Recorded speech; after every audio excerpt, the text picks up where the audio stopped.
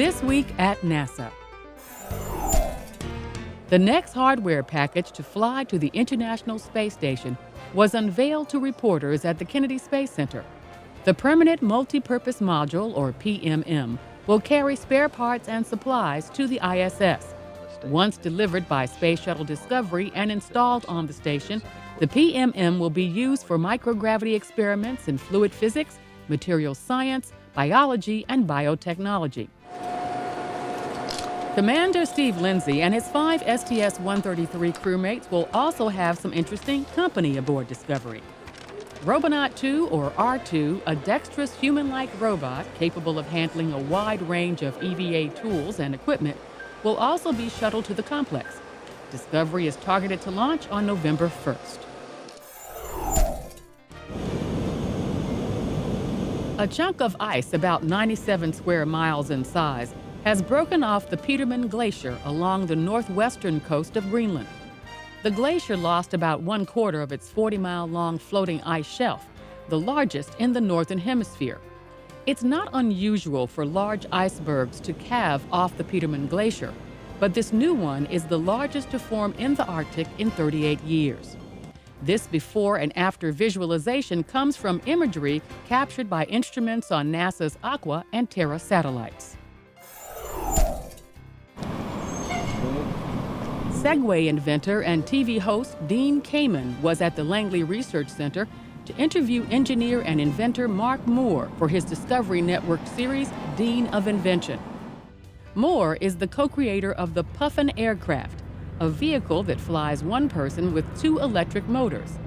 Kamen and Moore strolled the Langley campus, displayed a 1/3 scale model of Puffin, and spent time with its simulator. Scientists say that at a height of 12 feet with a wingspan of 13.5 feet, the Puffin and its rechargeable lithium phosphate batteries has the potential to revolutionize commuter travel by providing an alternative to driving on overcrowded streets. Moore will appear in the 8th and final episode of Kamen's show. Kamen, who is also the founder of First Robotics, a national competition of high school students, holds 440 U.S. and foreign patents, and in 2000 was awarded the National Medal of Technology. This flag is to the citizens of Palmdale. It's presented to the mayor and to the citizens.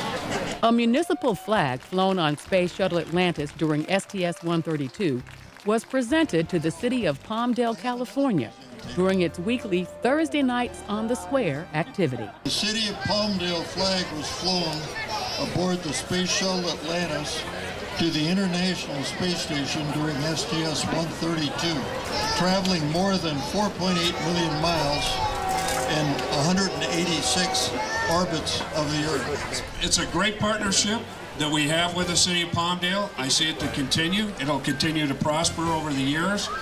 And it's just a great time to be here. And I just see wonderful things happening in the future. The flag and a plaque depicting highlights of the STS-132 mission to the International Space Station will be on permanent public display. The Janice C. Meyer Award for Exceptional Merit is this float sponsored by the NASA Glenn Research Center. Atop the Glenn Research Center float depicting Space Shuttle Discovery, astronaut Leland Melvin waved to the crowds at the 2010 Pro Football Hall of Fame Festival Timken Grand Parade in Canton, Ohio. Tried out for a couple NFL teams. Before coming to NASA, Melvin was selected out of the University of Richmond by the Detroit Lions in the National Football League's 1986 college draft. He later participated in the Toronto Argonauts and Dallas Cowboys football training camps.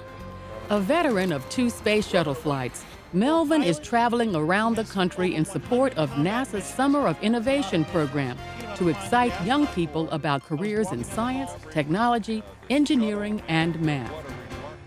And that's This Week at NASA. For more on these and other stories, log on to www.nasa.gov.